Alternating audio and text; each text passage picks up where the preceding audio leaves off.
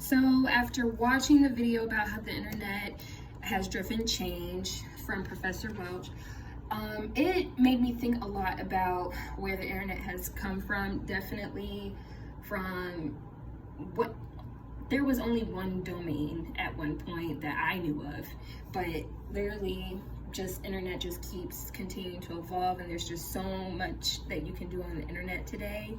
And it was really fun to kind of see when they would type in everything that it takes for a domain. And it just made me think about, when we used to have the big, thick computers and how I never got on the computer. But now that there's so much and there's so much that you can do, it's completely different. And I think children, they have that luxury to be able to use the computer all the time and learn. So that's what I got from that one.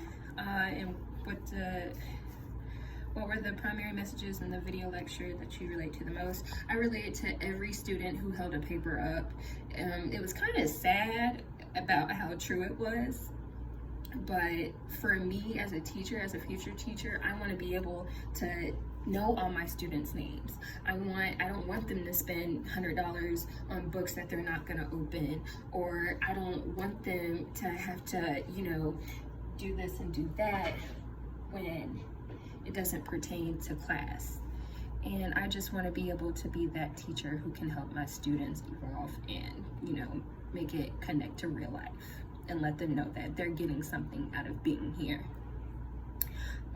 The podcast that I listened to was Spiritual Awakening Mindful Living podcast by Mary Jo Puleo. And definitely it's all about what was in the title. It's all about spiritual awakening, what you can do on the inside to change your mindset on the outside and change the way you view everything around you. And that was a great podcast to listen to. I definitely learned a lot, and I feel like other people can definitely learn from that podcast as well. I think podcasts are great things to implement into class, and great ways for students to learn, as well as Google. As far as social networking, I'm not so sure about social networking just because it's so broad and you can put anything and everything on social network. So it's not always appropriate for class.